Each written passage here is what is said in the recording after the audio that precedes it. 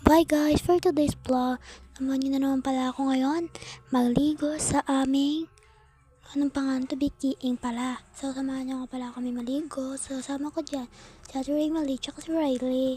So yun guys, papunta na pala kami, bababa na kami pala dyan.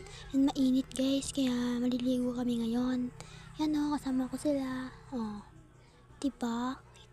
Yan guys, o, tumatakbo ako dyan kasi excited lang. Haha. So yun guys, umaasa ako, kala ko madaming tao kasi binasa kanya, aray ko. So joke lang yun guys. So yun guys, nga pala, yan, pupunta na kami. Tingnan nyo naman yung araw guys, kaaraw-araw talaga. Yan ang init, tumatapat siya sa camera ko. Ano ba yan? So yan guys, malapit na pala kami dyan.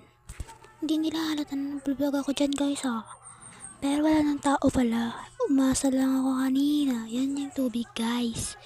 Oh, ang linaw diba? Yan, may tao kanina guys. And nagay ko lang dyan yung sabon ni Ate Raymond.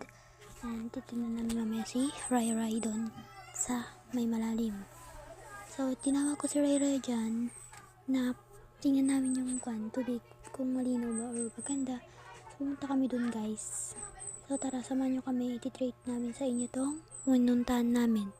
So yun guys, malinaw, pero ang daming naliligong bibi sa taas, pero sa baba malinaw talaga. Doon kami sa baba naligo kasi mas malinaw. Mas malinaw kasi at mas maganda. So ayan guys, yan nga pala, malinaw dyan. Malinaw din, pero medyo madumi kasi may tumataing bebe, ganon. So mamayang timelapse, pakita ko sa inyo yung song. Nalagyan ko ng song, alangan naman na hindi. Ano ba naman kayo? Aray ko, pinapasa na naman kayo ng jowa nyo ha. Huwag kayong umasa. Ano ba yan? Okay lang. Baka kayo dun guys. So guys, yan nga pala. Oh. Medyo malam. So papalik na pala kami doon. Kasi madali lang kami maliligo. Uuwi din kami. And sa birthday ko guys, dito kami mag-swimming. And hindi kami mag-swimming na, maliligo lang. Pero kakain kami ng tinapay dito. Ayun si Ate Raymond din ako, hinihintay niya kami. So yan guys, kasama ko dyan si Riley ko tumingin. Nagkukas pa ako dyan guys ha.